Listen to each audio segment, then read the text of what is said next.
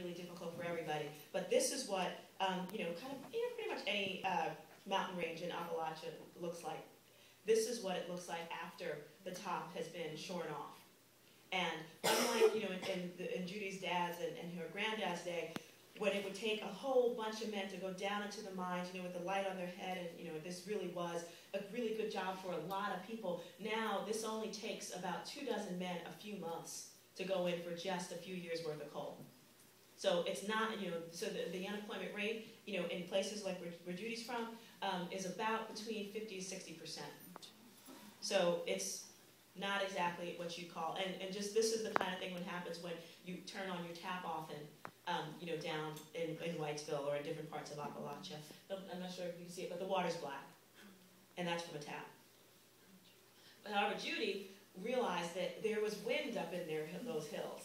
And, and they did this amazing economic analysis that if they, put windmills up there, then it would be jobs for a really long time for a lot of people. And so when I got a chance to meet Judy a few years ago, we swapped T-shirts, and so she's got the Read the Ghetto, and the back of mine, the front says, Stop Mountain Top Removal, but the back is really cool. It says, Save the Endangered Hillbilly.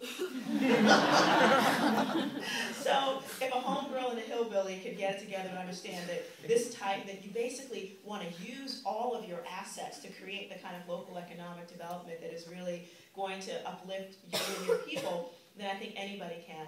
But, Judy, I'm just so horrified to say, Judy contracted lung cancer last year, and she passed away at the beginning of this year.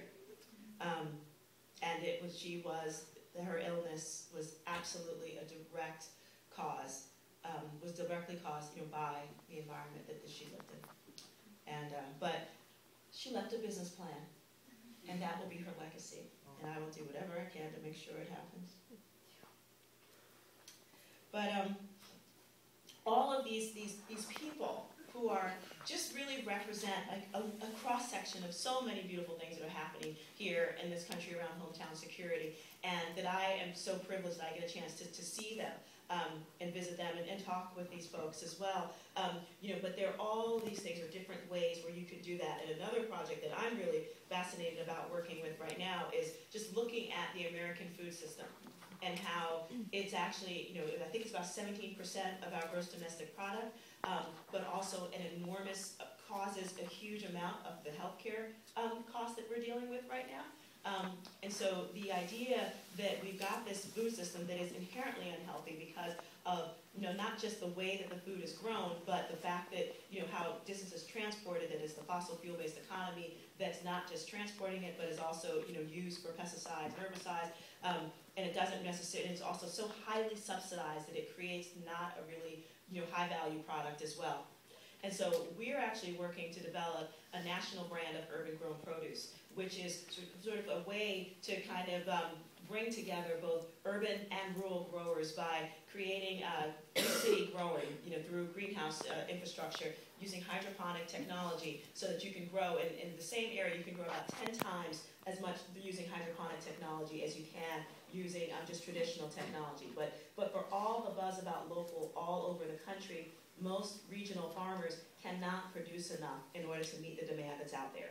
So the idea is to really to use in-city growing opportunities to augment what's going on in the region, so you have a brand that institutions and also retail establishments will want to buy of one brand. Although the benefit is going both to urban areas as well as to the regional growers, because it's got the benefit of having a brand over it, but also getting technical support, some financing, and also the development of distribution as well, which is a whole other killer for small growers as well. So doing this is one way to kind of really help disrupt the local food system, or disrupt the national food system by creating these local models that also will have a level of local ownership in them, because that's another way of creating opportunities for people to really see the ownership stake of keeping capital in their communities as well.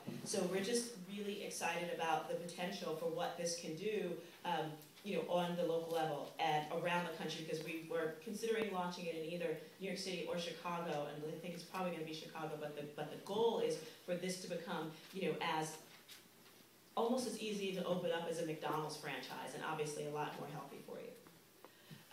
So I just want to close here with this quote. I'm not sure if you know it, but this was a part of the letter from the Birmingham jail that MLK wrote many, many years ago at this point, and it was the response